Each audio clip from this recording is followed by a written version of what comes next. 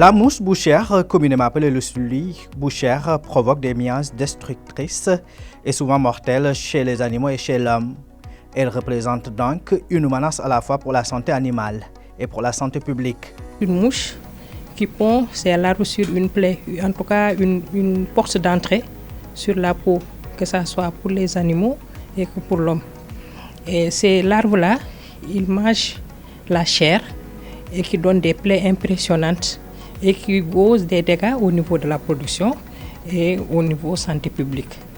Et donc c'est une maladie qu'on peut dire émergente, parce que c'est une maladie qu'on connaissait aux États-Unis, je pense en Amérique, qui est venue en Libye, qu'on pensait avoir éradiqué. Et maintenant, depuis l'année dernière, il y a beaucoup de cas détectés au Sénégal, qu'ils ont détectés entre 1900 et quelques cas au Sénégal depuis l'année dernière. Donc ça veut dire que la maladie est vraiment bien présente. On peut parler d'infestation puisque c'est les larves d'une mouche qu'on appelle Chrysomia besania. C'est le nom scientifique ou communément appelé mouche bouchère ou lucili bouchère, c'est plus simple de l'appeler comme ça.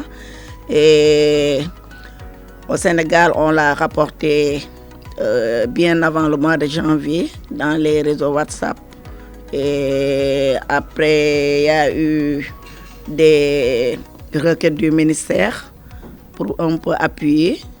Et le labo a eu aussi à faire des diagnostics de cas avec une confirmation au niveau d'un labo de référence au niveau de l'extérieur, et on a pu confirmer et notifier à l'OMSA. Des cas ont été également rapportés dans la sous-région, notamment en Gambie et en Guinée. Une problématique donc de One Health qui nécessite une approche, voire une collaboration stratégique pour répondre aux menaces en Afrique de l'Ouest. Nos frontières sont très poreuses et il y a ce qu'on appelle la mobilité animale. Donc sur le plan sanitaire, on peut considérer que cet espace doit être géré sur le plan sanitaire de manière collégiale. C'est pour cela que cette activité a été conduite dans le cadre de ce TCP. Et vous avez les 4 pays ici.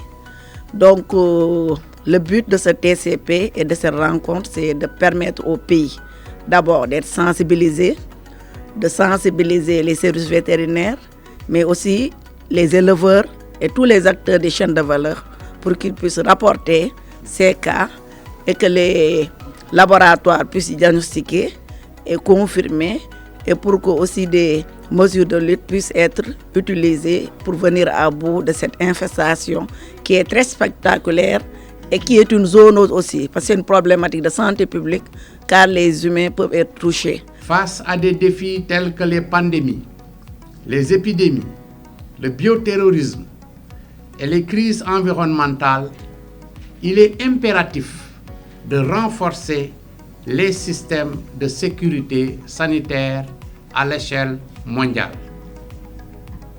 Les initiatives régionales et mondiales prouvent à suffisance l'intérêt pour les pays de travailler pour une meilleure prise en compte des questions de la sécurité sanitaire selon une approche multisectorielle et multidisciplinaire. L'objectif de cet atelier est de former des experts des pays au processus et aux étapes de l'évaluation conjointe des risques, d'évaluer les risques d'introduction et d'expansion des miages dus à la lucili bouchère en Afrique de l'Ouest, et enfin de formuler des recommandations pour renforcer l'évaluation, la communication et la gestion du risque dans les pays.